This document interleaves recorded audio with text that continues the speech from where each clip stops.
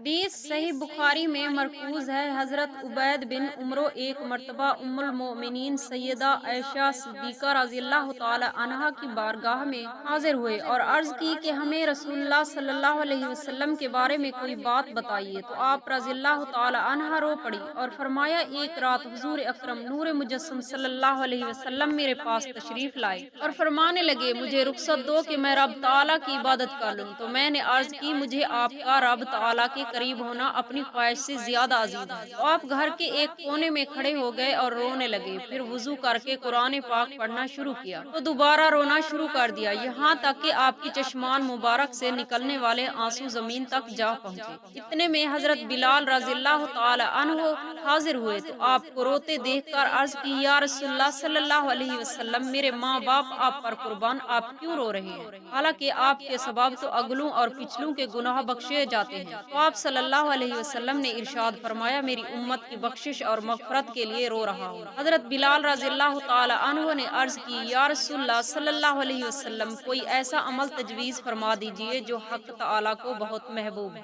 جس سے آپ کی امت کی بخشش اور مغفرت ہو جائے۔ تو آپ صلی اللہ علیہ وسلم نے فرمایا، میری امت کا صرف یہ ایک عمل ان کو سارے عذابوں سے نکال لائے گا۔ یہ عمل فرشتوں کا ہی وہی عمل میں اپنی امت کو عطا کرتا ہوں، کیونکہ یہ عمل حق تعالی کو بہت محبوب ہے۔ بسم اللہ الرحمن الرحیم۔ ناظرین، حکایت ہے کہ ایک عورت کسی قاضی کے پاس آئی اور کہا کہ اس کے شوہر نے دوسری شادی کر لی ہے۔ قاضی نے کہا، اسے 4 شادیوں کی اجازت ہے۔ عورت نے کہا، اگر شریعت کا حجاب اور میری حیا مانے نہ ہو تو میں آپ کو اپنا حسن و جمال دکھاؤں، پھر آپ سے پوچھوں کہ جس شخص کے پاس اس قدر حسن و جمال والی بیوی ہو، کیا اسے کسی غیر کی طرف متوجہ ہونا چاہیے؟ یہ بات اس مجمع میں ایک اہل دل نے سنی تو اس نے چیخ ماری اور بے ہوش ہو گیا۔ ہوش آنے کے بعد اس نے کہا، مجھے غیب سے آواز آئی، کیا تم نے اس عورت کی بات نہیں سنی؟ اللہ بھی یہی فرماتا ہے کہ اے انسان، اگر میری کبریائی و عظمت کا حجاب نہ ہو تو میں تمہیں اپنا جمال و کمال دکھاؤں، پھر تم سے پوچھوں جس کا ایسا جمیل و کریم مولا ہو، کیا اسے غیر کی طرف متوجہ ہونا جائز ہے؟ امام غزالی نے ایک واقعہ لکھا ہے کہ ایک شخص بازار سے غلام خریدنے گیا۔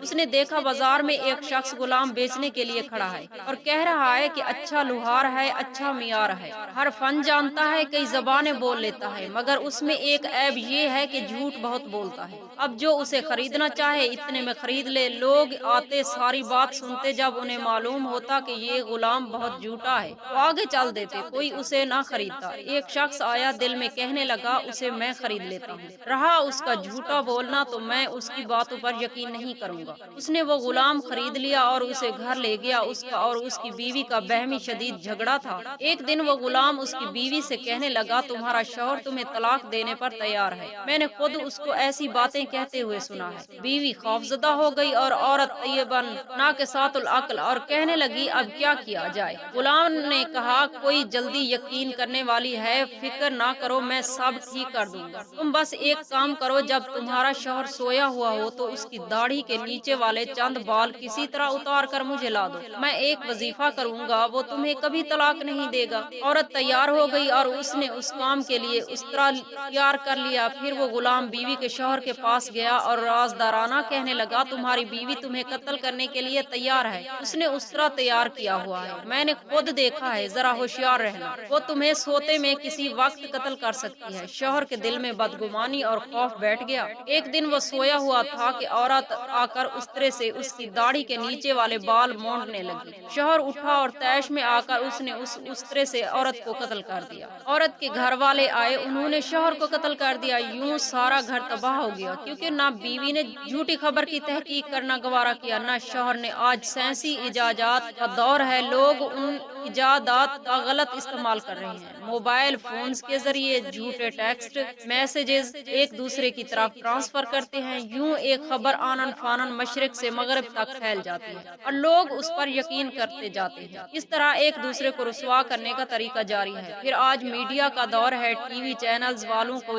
جو جھوٹی سچی خبر ملتی ہے اسے فوراً بریکنگ نیوز بنا کر اچھال دیتے ہیں تاکہ ان کی ویونگ ریٹنگ بڑھے، اس سے بڑے بڑے فتنے جنم لیتے ہیں۔ یہ سب شیطانی کام ہے جو کسی مسلمان کو زیب نہیں دیتے۔ روز محشر ان عمل کی بہت سخت پکڑ ہوگی جن سے آدمی نجات پانا چاہے پھر بھی نہ پا سکے گا۔ حضرت سیدہ عائشہ صدیقہ رضی اللہ تعالی عنہا سے مروی ہے کہ حضرت جبرائیل و میکائیل علیہ السلام نازل ہوئے۔ انہوں نے حضور اقدس صلی اللہ علیہ وسلم کو لٹا کر آپ کا سینہ چاک کیا اور دل کو نکال کر اسے سنہری تھال میں دھویا، پھر دوبارہ اسے سینہ میں لگا دیا۔ اس کے بعد حضرت جبرائیل علیہ السلام نے کہا یہ اس لیے ہوا تاکہ آپ کا قلب انوار قرآن جیسے قول و ثقیل کا بوجھ اٹھانے کے قابل ہو جائے۔ پھر تیسری بار شب معراج آپ کا عشق صدر ہوا۔ حضرت ابوذر غفاری سے مروی ہے کہ حضور اقدس صلی اللہ علیہ وسلم نے اپنا واقعہ معراج بتاتے ہوئے فرمایا، حضرت جبرائیل علیہ السلام آئے، انہوں نے میرا سینہ کھول دیا اور میرا دل نکال کر اسے آب زمزم سے دھویا، پھر وہ ایک سنہری تھال لائے جو حکمت و ایمان سے بھرا تھا، انہوں نے وہ سارا تھال میرے دل میں انڈیل دیا، پھر اسے بند کر دیا۔ جب آسمان میں ہر جگہ ذکر خدا کے ساتھ ذکر محمد صلی اللہ علیہ وسلم اہم ہے تو لازم تھا کہ زمین پر بھی ہر جگہ ذکر خدا کے ساتھ ذکر محمد صلی اللہ علیہ وآلہ وسلم اکٹھے ہو۔ تو اللہ تعالی نے کلمہ میں لا الہ الا اللہ کے ساتھ محمد رسول اللہ رکھا، اذان میں اشہد ان لا الہ الا اللہ کے ساتھ اشہد ان محمد رسول اللہ رکھا، اور نماز میں اشہد ان لا الہ الا اللہ کے ساتھ اشہد ان محمد عبدہ و رسولہ رکھا، اور قرآن میں اکثر جگہ ذکر اللہ کے ساتھ ذکر رسول کیا گیا ہے، جیسے اطیعوا اللہ و اطیعوا الرسول بیان فرمایا گیا، کیونکہ سارا قرآن پاک ذکر رسول خدا صلی اللہ علیہ وسلم ہی ہے، بلکہ اگر غور کیا جائے تو سارا قرآن ہی ذکر رسول خدا صلی اللہ علیہ وسلم کا ہے۔ قرآن پاک میں آپ علیہ السلام کی ولادت، بچپن اور عہد جوانی کی طرف اشارات موجود ہیں، پھر اعلان نبوت، آغاز تبلیغ دین کے لیے آپ کا محل، مصائب کفار کے اعتراضات، آپ کی دوسری طرف سے جوابات، پھر آپ کے صحابہ کرام رضوان اللہ تعالی علیہم اجمعین کی ہجرت حبشہ اور اہل حبشہ کا قرآن سن کر رونا، الغرض مکی دور کے تمام واقعات قرآن میں موجود ہیں، پھر آپ کی ہجرت، مدینہ طیبہ، مسجد قباء کی تاسیس، یہود کے ساتھ معاہدہ، بقائے بہمی یہود کی غداری، ان کا مدینہ سے اخراج، غزوہ بدر، غزوہ احد، غزوہ احزاب، غزوہ حدیبی، غزوہ خیبر، غزوہ فتح مکہ، غزوہ تبوک، حدیبی، اور آپ کا وصال پر ملال و غرض حضور صلی اللہ علیہ وسلم کی ساری حیات مبارکہ قرآن میں مذکور ہے۔ پھر قرآن میں آپ کے اوصاف، کلمات، اخلاق و معجزات سب کچھ بیان ہے، گویا قرآن ذکر رسول خدا صلی اللہ علیہ وسلم کے اسکیم کا دوسرا نام ہے، اور قرآن کی حفاظت کا ذمہ اللہ رب العزت نے لے لیا ہے، تو جب تک قرآن ہے حضور اقدس صلی اللہ علیہ وسلم کا ذکر بلند ہوتا ہی رہے گا۔ پھر آقائے دو جہاں صلی اللہ علیہ وسلم کے رفت ذکر یہ بھی ہے کہ ہر نبی آپ کی آمد کا چرچا اور اعلان کرتا رہا، تورات و انجیل کے صفحات آج بھی آپ کے ذکر سے معمور ہیں، اس لیے اہل کتاب آپ صلی اللہ علیہ وسلم کی آمد سے قبل آپ کے وسیلہ سے کفار پر فتح طلب کرتے تھے۔ یہ رفت ذکر مصطفیٰ صلی اللہ علیہ وسلم وہ ہے جو آپ کی دنیا میں جلوہ گری سے قبل تھی، کہ جب آپ صلی اللہ علیہ وسلم دنیا میں تشریف لے آئے تو آپ کے ذکر کی بلندی کی شان ہی نرالی تھی، سارا قرآن آپ کی تعریف میں اتارا گیا۔ آج دنیا بھر میں مسجد کے منبر و محراب آپ صلی اللہ علیہ وسلم کے ذکر سے گونج رہے ہیں، پوری دنیا میں جو ہیں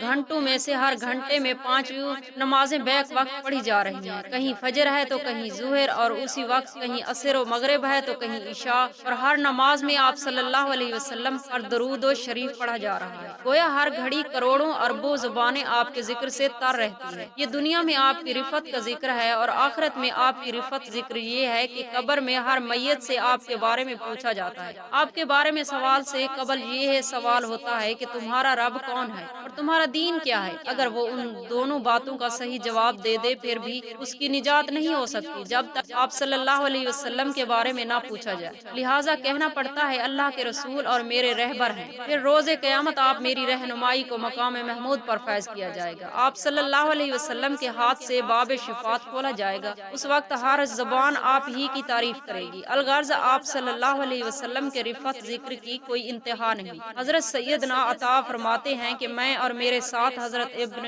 عمر اور حضرت عبید بن عمر ایک مرتبہ ام المومنین سیدہ عائشہ صدیقہ رضی اللہ تعالی عنہا کی بارگاہ میں حاضر ہوئے اور عرض کی کہ ہمیں رسول اللہ صلی اللہ علیہ وسلم کے بارے میں کوئی بات بتائیے۔ آپ رضی اللہ تعالی عنہا رو پڑی اور فرمایا ایک رات رسول اللہ صلی اللہ علیہ وسلم میرے پاس تشریف لائے اور فرمانے لگے مجھے رخصت دو کہ میں رب تعالی کی عبادت کر لوں، تو میں نے عرض کی مجھے آپ کا رب تعالی کے قریب ہونا اپنی خواہش سے زیادہ عزیز ہے، تو آپ صلی اللہ علیہ وسلم گھر کے ایک کونے میں کھڑے ہو گئے اور رونے لگے، پھر وضو کر کے قرآن پاک پڑھنا شروع کیا تو دوبارہ رونا شروع کر دیا، یہاں تک کہ آپ کی چشمان مبارک سے نکلنے والے آنسو زمین تک جا پہنچے۔ اتنے میں حضرت بلال رضی اللہ تعالی عنہ حاضر ہوئے تو آپ کو روتے دیکھ کر عرض کی، یا رسول اللہ صلی اللہ علیہ وسلم، میرے ماں باپ آپ پر قربان، آپ کیوں رو رہے ہیں؟ حالانکہ آپ کے سبب تو اگلوں اور پچھلوں کے گناہ بخشے جاتے ہیں۔ تو ارشاد فرمایا، کیا میں شکر گزار بندہ نہ بنوں؟ پاکی و تسبیح ہے اسی ذات اقدس کی جس نے ہمیں اتنی نعمتیں عطا کی۔ حضرت بلال رضی اللہ تعالی عنہ نے عرض کیا، یا رسول اللہ صلی اللہ علیہ وسلم، اپنی امت کی مغفرت اور بخشش کے لیے کوئی عمل تجویز فرما دیجیے۔ پھر رسول خدا صلی اللہ علیہ وسلم نے فرمایا، اے بلال، موت کی سختی کو تمہارے آنسو ہی روک سکتے ہیں، قبر کی سختی کو تمہارے آنسو ہی روک سکتے ہیں، جہنم کی آگ کو تمہارے آنکھ کے آنسو ہی بجھا سکتے ہیں، حتیٰ کہ جنت میں داخل ہونے تک تمہارے آنسو ہی سبب بنیں گے۔ ان لوگوں کے لیے ہلاکت ہے جن کی آنکھوں میں خوف خدا سے آنسو نہ بہے۔ اللہ تبارک و تعالی سے دست ادب دعا ہے، میرے تمام مسلمان بہن بھائیوں کے بچوں کو اللہ پاک اپنی حفظ و امان میں رکھے،